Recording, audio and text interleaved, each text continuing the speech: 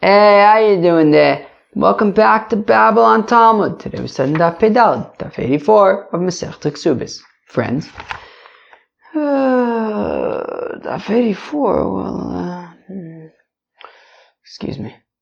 So we talk about like what happens if, I don't know, some guy dies and then everyone wants to chaperayim his money. So it says in the Mishnah, Mishemeis v'niach isho v'alcho v'yorshin. Okay, so you have a guy, he dies, and now he's got a wife, people who he owes money to, people inherit him, let's say his kids. And he's got a deposit or a loan some other place. So now everyone's like, oh, sweet, let's go chaperayim. So Reb Tarfon Omer says, Reb Tarfon, Yinosnu l'kol shel shaboyin. So Reb Tarfon says you give it to, I don't know, like the, I guess, weaker one among them. The Gemara is going to explain what that means. Rabbi Akiva Omer ein rachman badin. Rabbi Akiva says, look, as nice as we want to be, we can't have mercy in judgment. We have to stick to the laws. Eli yinosnu l'yershin. The deposit and the loan goes to the the inheritors of the husband, not to the wife, not to the creditors. Shekulan tzrichin shvua ve'ena yershin tzrichin shvua, because if the wife or the creditor want to chaperayim, they need to swear, whereas the inheritors do not need to swear. Now, I think we had Taka seen recently whether I think that was a shayla about the mizonis, maybe if the mizonis are considered like a balchov of the husband or the yasmin. But what, the ksuba is basically what she has to swear in order to collect the ksuba? I don't know, because I don't really know what that means, I guess. Hinech peris tlushim in a karka. If he left the fruits that were separated from the ground, kol kodem boen zocha. So whoever chaps marine first gets them. Zocha boen. If the wife chapterain more than the value of her ksubah, or if the creditors chapterain more than they were owed, hamoser, with regard to the difference, the extra chapterain bits, the extra chapterain bits, Reb Tarfon Omer says, Reb Tarfon, yinosnu l'kol shel shaboyin, you give it to sort of the weaker one. Reb Akiva Omer says, Reb Akiva ein rachman badin, we don't have any mercy when it comes to judgments. Rather, el yinosnu l'yorshim, it goes to the inheritors. I assume it's like the kids, basically. Shekulim tzrichin shvua, because they would all, like the wife and the creditors would have to swear, ve'ena yorshin tzrichin shvua, whereas the kids don't need to swear. Lama li l'misnei milve, lama li l'misnei pikadon. Why do we need to list both the concept of a loan that's someplace or a deposit that's someplace? Tzricha, we need it. To itana milve, because if we would only mention the loan, b'haka amar Reb Tarfon, that this is where Reb Tarfon says that it doesn't automatically go to the kids. Mishum de milve lo tzah nitno, because a loan, this is something that's going to come up, I guess, probably more, I don't know, probably more than like Bava Kama or something, that there's this concept of or maybe Bava Mitzia. It comes up. That, if I lend you $100, I don't anticipate that I'm going to get that exact $100 bill back, right? I assume you're going to spend the $100 and give me something else, or give me a different $100 back. So therefore, so it's not like, the thing is here that we should give it back to the right, that it should belong to the kids. Right? So rather, let the wife or the creditor take it. Aval pikadon, when it comes to a deposit, the ise be'ene, which is, if I lend you, so right, if I have a physical item someplace, well, that physical item should be returned to the kids. So that, right, so I might think, I might think, well, in that case, Reb Tarfon would just say, okay, it goes to the kids, not to the creditor or to the wife, or the widow. And if we would only have the case of the deposit, this is where Rabbi Akiva says that it goes to the kids, because it's be'en, because we see it, it exists physically. But I might think that when it comes to the loan, so where, they're not getting back the exact thing that they gave, so I might think that he would agree with Reb Tarfon that if the creditor or the widow takes it, that they would be able to keep it. Therefore, we need both cases. My lekosha, what does it mean to the weaker one? Rabbi Yossi Chanina Omer lekosha shabaraya, the one who has the weaker proof, right? So, for example, whoever has a document with the latest date on it, which means that they will have the least chance of being able to collect from properties, since they can only collect from properties that were sold since the date on their document, not earlier. So whoever's got the latest date on the document would be considered the weakest one, and that's who would be able to collect, from this loan or whatever, according to Reb Tarfon. Reb Yochanan Omer says, Reb Yochanan, Ksubis isha mishum chino. So Reb Yochanan says that the weakest is a reference, the koshel is a reference to the ksuba, right? That the widow would have access, and the reason why is mishum chino, so that she'll want to get married. It's interesting that we've seen the second time recently that we do things to make sure that the women are going to want to get married, because otherwise they won't want to get married, right? So therefore what?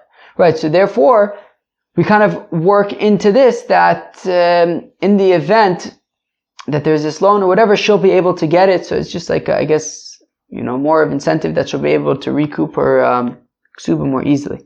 Ketana, it's like Machlokes Tanaim, Rabbi Binyamin Omer says Rabbi Binyamin the koshel shebiraya, to the one with the weakest sort of proof, the weakest document, bu kosher, and that's we should rely upon it. That's a good opinion. Rabbi Elazar Omer says Rabbi Elazar Ksubis isha mishum china, that the koshel shebayim is referring to the ksuba of the woman, so that she will be more enticed to get married.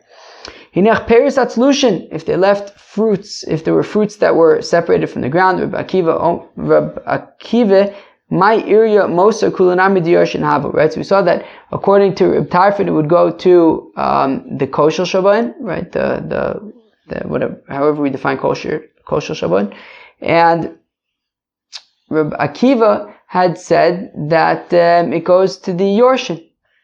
So why is Rabbi Akiva specifically commenting on, if they were, that if they chaptarain more than what they were actually owed, so then the leftovers would go to the yorshin. All of it should go to the yorshin, according to Rabbi Akiva. Enachinami. Ve'ayda the Omer Reb Tarfon Moser, Tana Iu Nami Moser. Since Reb Tarfon, he's specifically saying that the leftovers would go to the yorshin, but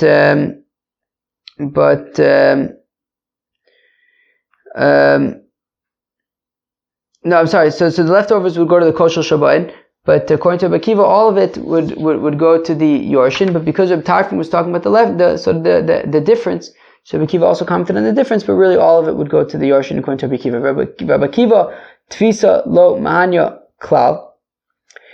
Now, according to Rabbi Akiva, if the widow or the inheritor or the creditors chaptarain this stuff, it wouldn't work at all.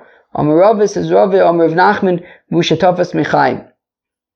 So it means that, well, if they chapped before, while he was still alive, so then it would work. Okay, fine. Reb Tarfon Diman Cheicha. Now Reb Tarfon, who says that if the creditor or the widow chap it, so then it's theirs. So then where are these fruits that they're chapping? Rav Shmuel Dar Mitavayu Vushat Tzvur Munachim Rishus Harabim. So Rav Shmuel say that it would have to be in Rishus Harabim. But if it was in sort of like a quiet area off of Rishus Harabim, that would be considered, a place where a kinyan could be made, so then they wouldn't be able to chap it around. From there, it would be considered the Yorshins. Rabbi Yochanan v'Shlakish Dar Mitavayu afilu b'simto. Whereas Rabbi Yochanan v'Shlakish say no, even if it's in this area, this quieter area, even there, if the widow or the creditor chapted around, it would be theirs. Don't dine Reb Tarfon. There was a court that judged like Reb Tarfon that they can chap it around. Ve'ahadre Rishlakish leuvdu minayin. Rishlakish made basically disagreed and ruled in opposite of the court. Amalei Reb Yochanan. Reb Yochanan says to Rishlakish, Asisak shel Torah. I don't understand. We have a court that passing like Reb Tarfon, and you're undoing that to hold like Rabbi Akiva. What is Rabbi Akiva's opinion like it's Halachah Moshe Misinai, that it can overturn the courts? So let's say that the machlokas between Rabbi Yochanan and Rish Lakish regarding Rabbi Akiva's opinion is the following: Oh, very interesting machlokas. that in Masechta Sanhedrin there's a concept of Torah B'Dvar Mishnah, right? If you have a bezdin that makes a mistake with something that's obvious, I mean it's black and white. I mean they clearly just got it wrong. So then the verdict is thrown out because it was objectively wrong. So therefore we have a concept of halacha Rabbi Akiva mechaveru, that the halacha is like Rabbi, if there's a machlok between Rabbi Akiva and somebody else, the halacha is like Rabbi Akiva, and therefore the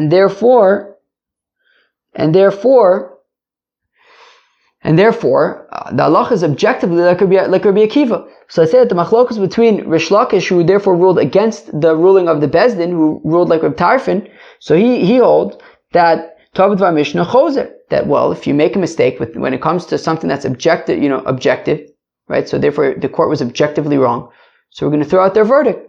Whereas Reb Yochanan does not hold Torah B'Dvar Mishnah eino choser. Right? I mean, he holds Torah B'Dvar Mishnah eino choser. Lo, T'chuli Amma, Torah B'Dvar Mishnah choser. No. Both Rish Lakish and Reb Yochanan hold that if you make an objective mistake, then the verdict is thrown out. Here's the machlokas, Ma'asav halacha Rabbi Akiva mechaveru v'lo meirabo. U'Ma'asav halacha afilu meirabo. That Rish Lakish holds, right? Meaning the assumption right now is that Reb Tarfon was Rabbi Akiva's Rebbe. We're going to see in a second that maybe that wasn't the case. But we want to assume for now that Reb Tarfon was Rabbi Akiva's Rebbe. And therefore Rish Lakish holds that the halacha is not only like Rabbi Akiva against a colleague, but even like Rabbi Akiva when it's him against his teacher.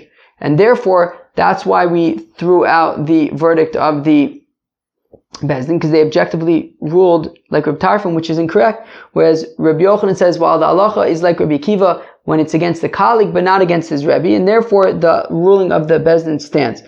But, okay, where am I? V'bay Sema, alternatively, no, everyone agrees that the halacha is like Rabbi Akiva from a colleague v'lo me'rabo, but not against his Rebbe. Here the machlokas is Ma'asav Reb Tarfon Rabo Hava, Ma'asav Chaveru Hava.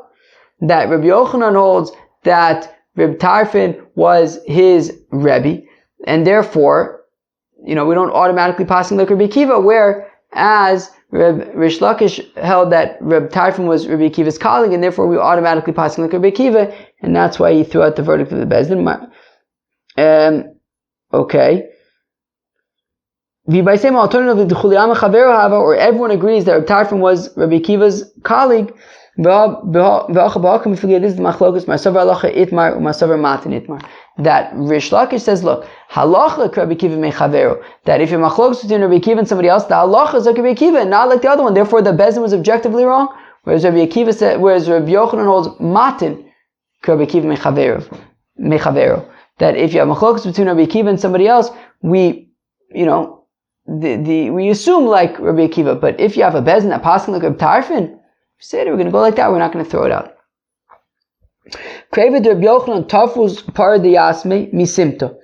So the relatives of Rabbi Yochanan chaptarain a cow that belonged to orphans from a simta, from a quiet place next to the Rishus HaRabim.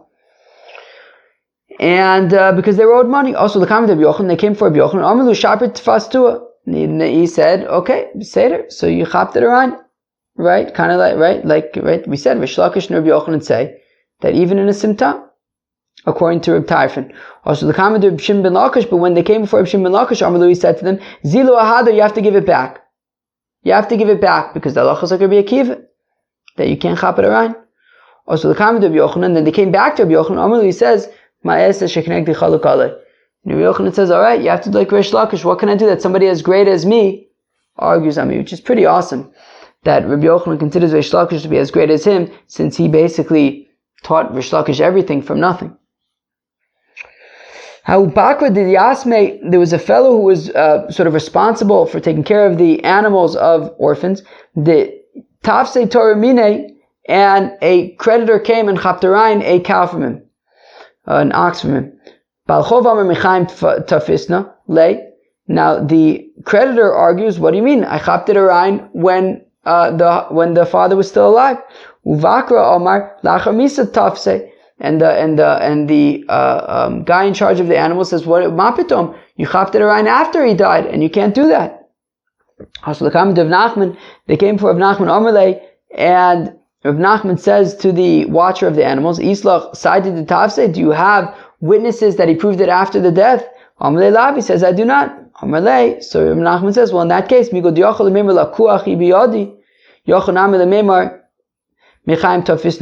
if he wanted to lie, he could have just said that it's mine, that it's my cow. But he didn't say that. He said that he chapted a rein as payment for his loan. And since he said that he chapted a rein, so we could believe him that he chapted a rein before the father died. But doesn't Rish Lakish say that when it comes to animals, they don't have any kind of chazaka, that we can't assume that it belongs to the fellow who chapted a rein? Shani Torah de Mesira Leroy. But we say, look, the reason why there's no concept of chazakeh when it comes to an animal is because animals graze on their own. Because they graze on their own, we have to be concerned that maybe he just chapped it around and he's saying that he purchased it or something. And then he's saying that it's his. Maybe he just grabbed it and stole it. But when it comes to these animals, they were with a shepherd, and therefore the animals aren't just grazing on their own, they're grazing with the shepherd, and therefore we can assume that there's a chazakah. And if he says that, look, this was mine already from before the guy died, we can assume that it was his from before the guy died. The house of the Nisiya, right? Like the house of like the Nasi, like the leader. So they took a maidservant that belonged to orphans, misimta from one of these quiet alleys. Yosef Reb Abahu, Reb Chanina, Bar Papi, Reb Yitzchok, Nafcha, Yosef Reb Abahu, Reb Abba, Gabayu.